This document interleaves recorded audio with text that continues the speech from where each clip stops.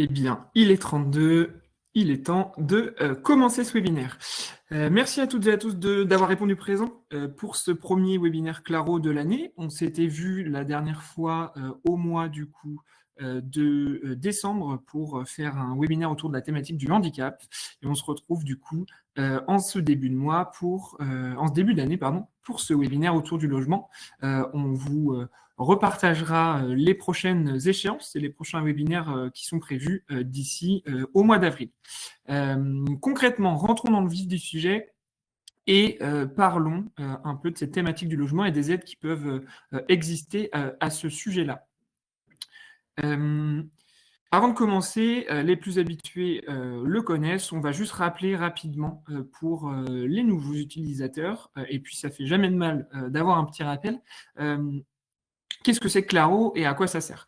Donc aujourd'hui, Claro, on est parti d'un postulat assez simple qui était que on a un taux de non-recours aux aides sociales en France qui est assez élevé et les Français ne reçoivent pas les aides dont ils ont le droit.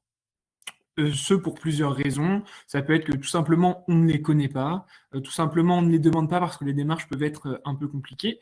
Et ce montant-là, ça représente du coup 110 € par mois par foyer qui sont non réclamés. Donc, du côté de Claro, on a décidé d'intégrer les aides sociales qui vont exister à l'échelle nationale, mais également à l'échelle régionale, départementale et des communes, pour vous permettre de venir tester votre éligibilité à un panel aujourd'hui de plus de 2000 aides. À savoir qu'on a évidemment une équipe en interne qui travaille au quotidien pour mettre à jour régulièrement les aides, les conditions d'éligibilité puisqu'elles changent souvent d'année en année ou de mois en mois, et d'en rajouter au fur et à mesure sur la plateforme pour qu'on puisse avoir sur l'intégralité du territoire métropolitain et des DOM-TOM les aides adaptées à votre situation. Une fois qu'on a dit ça, on va plutôt maintenant rentrer du coup dans le vif du sujet et revenir très rapidement sur le logement. On va voir ensemble que c'est un poste de dépense qui est aujourd'hui important. Et donc, pour ce faire, on parlera des principales aides qui vont pouvoir exister à ce sujet-là. On aura également à la fin une petite démonstration sur Claro. Et alors, petit teasing, il y a eu une grosse modification. Alors, pour ceux qui se sont connectés cette semaine, vous le savez déjà, mais on a eu un gros changement sur Claro en début de semaine. Et donc, on vous représentera comment ça fonctionne et comment faire pour découvrir vos aides. Comme je disais, le logement aujourd'hui, c'est un poste de dépense majeur pour les ménages en France. Effectivement, sur un revenu de 2000 € d'une famille de 2 personnes, par exemple, on considère que, enfin, c'est pas nous qui considérons, si l'INSEE déclare que 500 € de ces ressources vont directement dans la case logement. Et c'est une tendance qui ne fait qu'augmenter depuis une vingtaine d'années. Et ça représente effectivement le premier poste de dépense des ménages en France, devant tout la nourriture, devant toutes ces choses-là.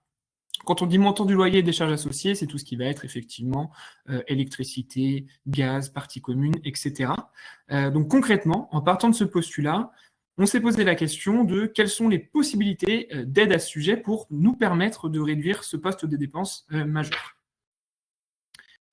Dans un premier temps, on va parler d'une aide qui est assez connue, puisque ce sont les aides au logement de la CAF, mais qui est finalement aujourd'hui peu demandée par les ménages français. Pour rappel, la CAF peut verser sous condition, et on reviendra sur les conditions ensuite, une allocation mensuelle pour vous aider à payer votre loyer. Donc cette aide-là est effectivement aujourd'hui à destination des locataires.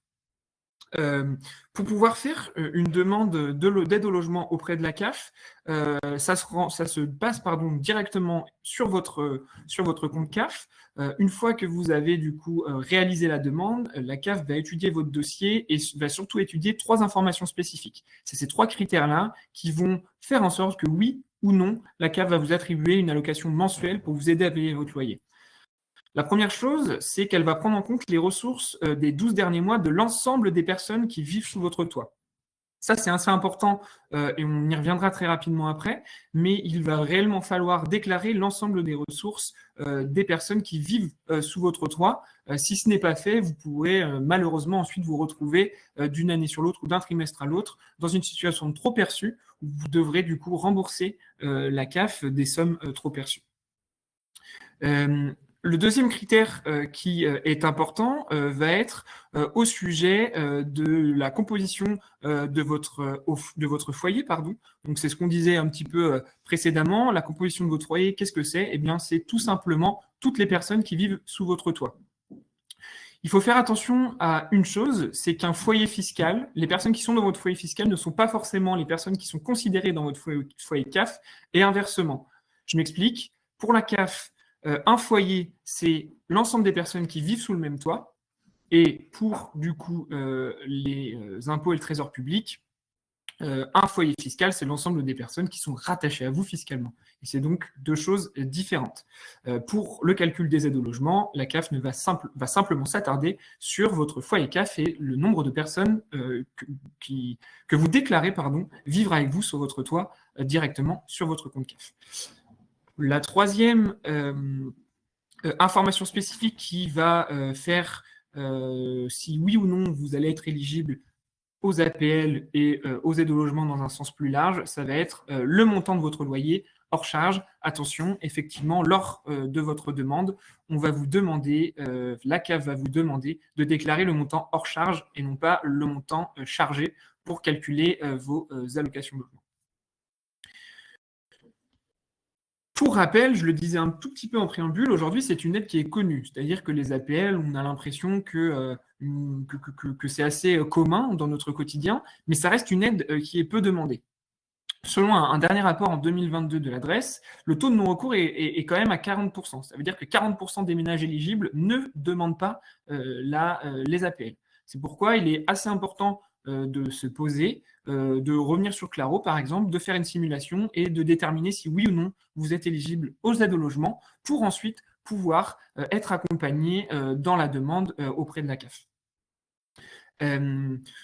Ça va de soi, et c'est ce que je disais un peu en préambule, l'aide, elle n'est pas automatique, comme certaines autres aides qui peuvent exister. Il y a une demande qui est à faire du coup directement sur le site de la CAF et sur votre compte allocataire dans la rubrique logement. Vous allez arriver sur votre compte CAF, dans la barre outils en haut, vous allez cliquer sur simuler ou demander une prestation et vous allez arriver sur plusieurs rubriques. Vous avez alors simplement à cliquer sur rubrique logement et demander ma prestation.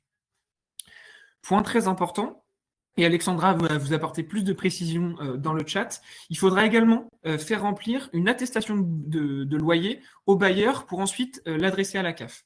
Nous, ce qu'on vous conseille aujourd'hui, puisque c'est obligatoire, c'est de le préparer en amont. Alexandra va vous envoyer les liens des attestations de loyer vierges à préparer.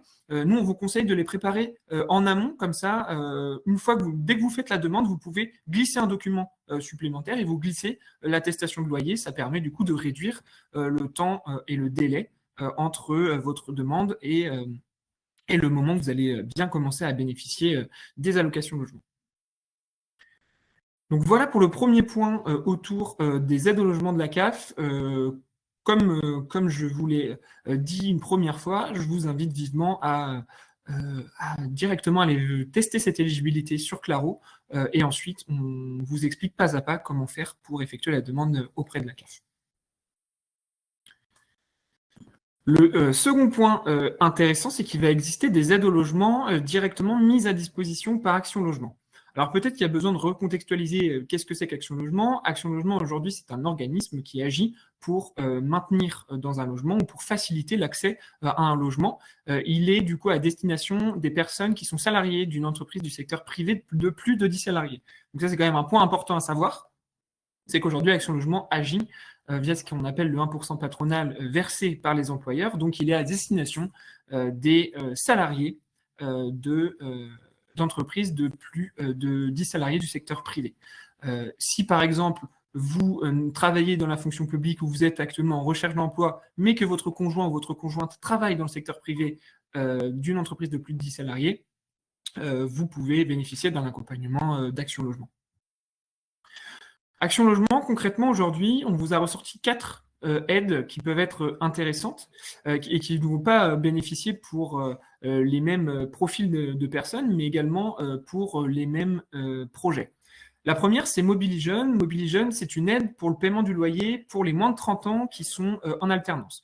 Donc, cette aide-là peut aller de 10 à 100 euros par mois et elle est totalement cumulable avec les allocations logement de la CAF dont on a parlé auparavant. Pour pouvoir faire une demande, ça se passe directement sur le site d'Action Logement. Et vous avez du coup une demande en ligne à effectuer pour pouvoir commencer à bénéficier de cette aide-là. Elle est du coup, comme je le disais, uniquement pour les étudiants de moins de 30 ans qui sont en alternance. L'avance Locapins, à quoi elle sert? Cette avance-là, elle est à demander également sur le site d'Action Logement et elle va vous aider à payer la caution d'entrée dans le logement. Voilà, on sait qu'aujourd'hui, beaucoup de bailleurs demandent du coup une caution lorsque on rentre et lorsqu'on signe le bail. Et donc, Action Logement va vous aider à payer cette caution pour faciliter votre entrée dans le logement. Il y a également ce qu'on appelle la garantie visale. Aujourd'hui, la garantie visale, qu'est-ce que c'est? C'est tout simplement une caution locative pour renforcer son dossier en tant que locataire. La garantie visale, tout comme des garants physiques, donc par exemple, lorsqu'on est étudiant, il peut arriver que dans certaines situations, nos parents se portent garant pour pouvoir obtenir un logement. Se porter garant, c'est-à-dire que on va, dans le dossier de demande de location, intégrer les salaires de nos parents, etc., pour démontrer qu'il y a des ressources suffisantes pour pouvoir payer le loyer. Donc ça, c'est le garant physique. Mais il peut également exister une garantie visale, qui est du coup un organisme qui va se porter garant via une caution locative pour renforcer votre dossier en tant que locataire et pour apporter de la sécurité et de la crédibilité aux bailleurs et aux propriétaires du logement. La quatrième, du coup, aide intéressante, qui est du coup, là, pour le coup, un peu différente des aides au logement et de l'aspect locatif. Elle est vraiment liée plutôt aux personnes qui souhaitent acquérir un bien ou construire un bien. Action Logement, via le conseil en accession, accompagne dans la concrétisation de ce projet immobilier. Encore une fois, n'hésitez surtout pas, si vous avez des questions, à les poser directement dans le chat. On essaye dans la majeure partie des cas de les traiter en live. Donc Alexandra est actuellement en train d'essayer de vous répondre.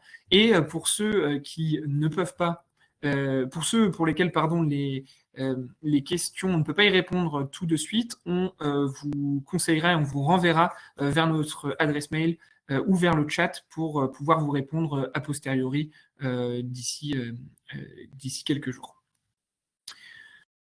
Le troisième point, du coup, intéressant, ce sont les fonds de solidarité pour le logement. Alors, peut-être que certains d'entre vous en ont déjà entendu parler. Concrètement, qu'est-ce que c'est que les aides du fonds de solidarité pour le logement? Ce sont des dispositifs qui ont été créés pour une raison simple, c'est de soutenir les ménages qui sont en difficulté pour accéder ou se maintenir dans un logement.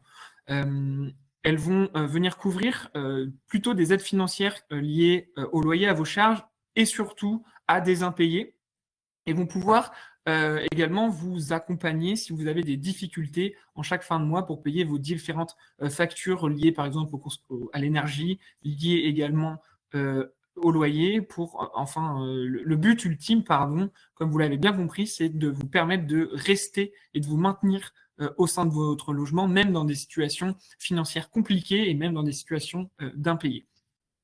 Les FSL, ils sont directement gérés au niveau départemental, c'est le conseil départemental qui vous les octroie, et ça va varier en fonction de chaque territoire. C'est-à-dire que chaque département va fixer ses propres critères d'éligibilité.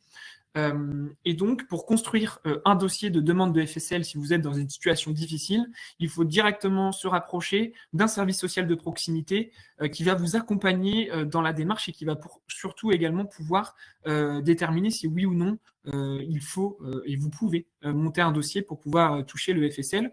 À savoir que sur Claro, les fonds de solidarité pour le logement sont également renseignés Donc, en fonction des informations que vous donnez à la simulation et à Claro, on va pouvoir vous dire si oui ou non vous y êtes éligible. Et ensuite, vous pouvez vous rapprocher du coup d'un service social de proximité pour en faire la demande, puisqu'il faut obligatoirement être accompagné par un travailleur social pour effectuer la demande auprès du coup du département. Les services sociaux de proximité, ce sont les maisons des solidarités, les CCAS, etc., etc.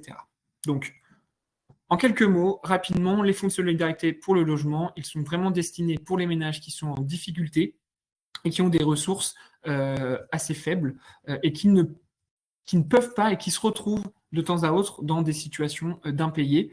Mais il est important de souligner que les critères vont varier en fonction de chaque territoire et que donc d'un territoire à un autre, vous pouvez être éligible sur un département et ne pas l'être dans un autre. Passons maintenant à une autre aide et qui là, du coup, n'est pas liée au loyer en tant que tel, mais plutôt aux factures énergétiques. Aujourd'hui, et certains le connaissent peut-être déjà, peut-être que certains d'entre vous l'ont déjà reçu par les années passées, mais le chèque énergie est une aide mise en place par le ministère de la Transition écologique qui va être destinée à permettre aux ménages modestes de payer, d'avoir une aide pour payer leurs factures d'énergie. Facture d'énergie, c'est électricité, gaz, fuel, bois, etc.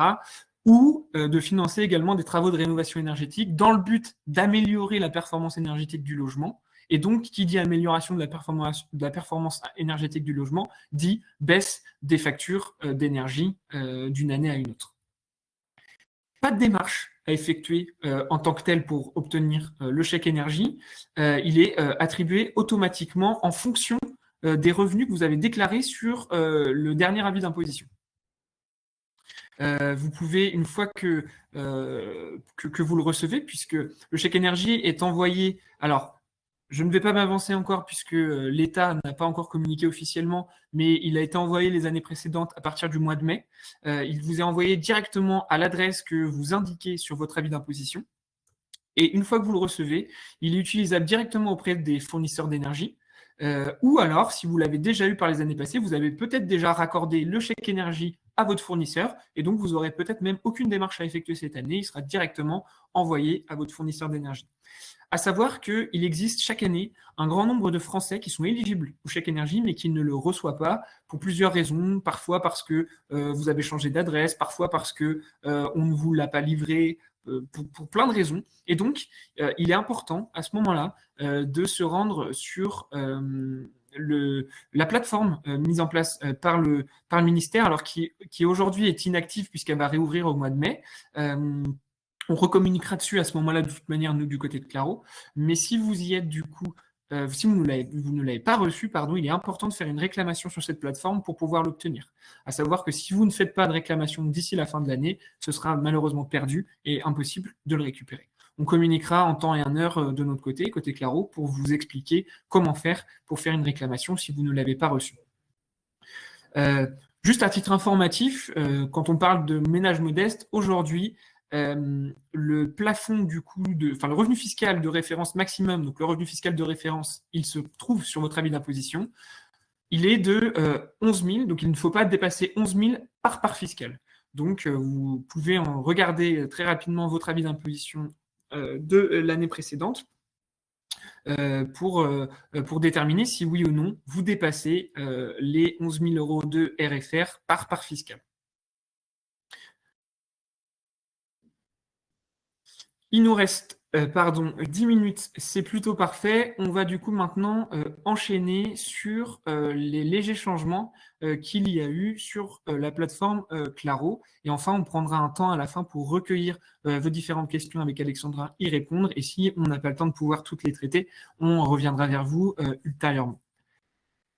Concrètement, sur Claro, une fois que vous avez rempli les premières informations sur votre plateforme, vous allez directement basculer sur la page de l'accueil. Pour votre information, la page d'accueil va bientôt être revue, elle va bientôt changer, donc on ne va pas trop s'attarder dessus aujourd'hui. On va s'attarder aujourd'hui sur le changement dont je vous parlais en préambule de ce webinaire, c'est qu'on a changé l'onglet Mes aides. Dans l'onglet Mes aides, qu'est-ce qui va se passer aujourd'hui? Dans l'onglet Mes aides, vous allez retrouver du coup votre progression. c'est-à-dire à combien de pourcents de la simulation totale vous avez répondu. Et vous allez également retrouver du coup les thèmes qui vont vous être recommandés par Claro. Ces thèmes-là, ils sont recommandés en fonction des informations que vous avez déjà données au simulateur. Par exemple, si vous avez déclaré que vous avez 3 enfants, Claro va très certainement vous recommander des thèmes liés aux loisirs de vos enfants, liés au transport de vos enfants, liés aux études de vos enfants, etc. etc. Aujourd'hui, le simulateur Claro peut vous recommander jusqu'à 9 thèmes en fonction des informations que vous avez déjà préalablement transmises. Une fois du coup que vous êtes ici, pour découvrir vos aides et comprendre et calculer votre éligibilité à celle-ci, vous allez devoir cliquer sur les thèmes qui vont vous intéresser. Donc si par exemple aujourd'hui le thème études m'intéresse, je vais cliquer sur le thème études. Je vais donc ensuite arriver à... Pardon, ça ne m'a pas renvoyé au bon endroit, mais parce que...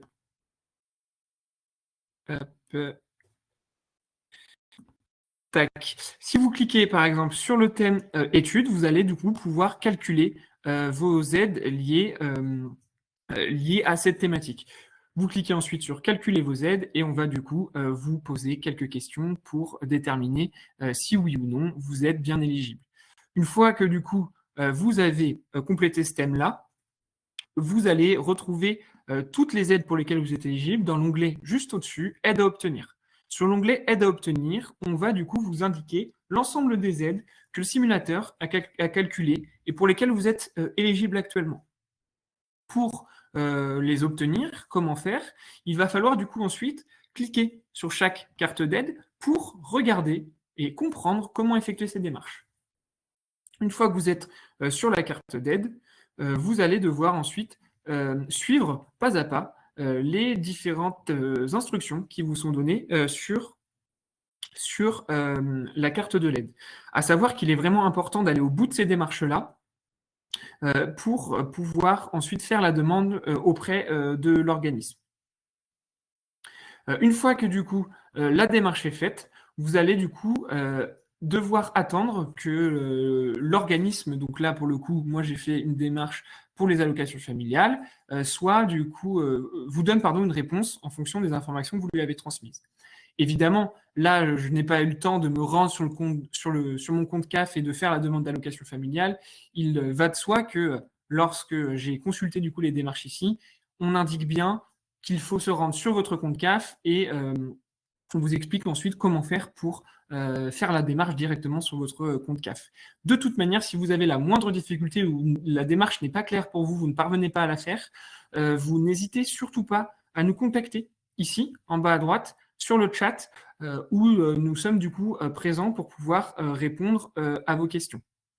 Le chat est du coup accessible juste ici, en bas à droite, sur cet onglet message bleu, qui sera bientôt normalement remplacé d'ailleurs. Et vous pourrez déjà dans un premier temps regarder la FAQ, puisque nous avons un certain nombre d'articles qui vous permettent de répondre à vos questions. Vous pouvez essayer de trouver une réponse ici. Mais si vous ne trouvez pas de réponse et vous souhaitez être contacté et avoir directement un agent Claro par le chat, vous pouvez du coup poser une question juste ici. À savoir que pour tout vous expliquer, il y a un robot d'assistance qui a été existant, mais vous pouvez à tout moment demander qu'un membre de l'équipe Claro prenne le relais. Donc pas d'inquiétude là-dessus, le robot d'assistance, il est simplement là pour vous faire gagner du temps. C'est-à-dire que des fois, on va avoir 10, 15, 30 minutes de délai jusqu'au moment où on peut vous apporter une réponse de notre côté. Donc l'agent, aujourd'hui, on l'a entraîné au maximum le robot, pour pouvoir vous donner une réponse. Si la réponse ne vous satisfait pas d'inquiétude, vous pouvez interrompre et demander directement à un agent humain de Claro de directement répondre. Donc, je récapitule concrètement sur la nouvelle navigation sur la plateforme. Vous pouvez du coup découvrir vos aides directement dans l'onglet Mes aides, puis sur Découvrir des aides. Vous allez avoir ici les thèmes qui sont recommandés par Claro, sur lesquels vous allez pouvoir cliquer pour du coup calculer vos aides sur cette thématique en particulier. Si vous souhaitez en savoir plus sur les thématiques possibles, il y a tout en bas le Découvrir encore plus d'aides, sur lequel vous allez retrouver toutes les simulations qui sont possibles de faire. Donc, vous pouvez y aller également. Et enfin, lorsque vous avez du coup commencé une thématique mais que vous ne l'avez pas encore terminée, elle est affichée ici et vous pouvez du coup la finir en cliquant directement sur Continuer ma simulation. Une fois que vous avez continué votre simulation ou que vous avez calculé vos aides jusqu'au bout, les aides éligibles vont ressortir dans l'onglet Aides à obtenir, sur lequel vous allez devoir regarder les démarches à effectuer pour pouvoir les obtenir. Voilà, on arrive au terme du coup de ce webinaire Claro autour de la thématique du logement. Et petite information, on va se retrouver du coup à la fin du mois de février, dans un mois et au début du mois de mars, pour un nouveau webinaire autour, qui va être du coup pour le coup inédit, autour des aides pour les vacances, puisque effectivement il existe des aides pour les vacances et il faut l'anticiper au maximum. Donc c'est pourquoi nous vous proposons un webinaire pour les aides pour les vacances et les loisirs. Alors j'ai plus la date en tête, mais on va vous la retransmettre de toute manière, mais c'est à la fin du mois de février, début du mois de mars maximum.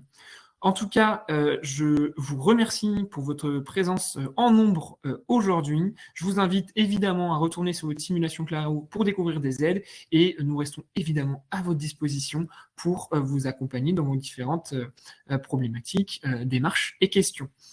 Un grand merci, un très beau mardi à toutes et à tous et on se retrouve à la fin du mois de février. Au revoir.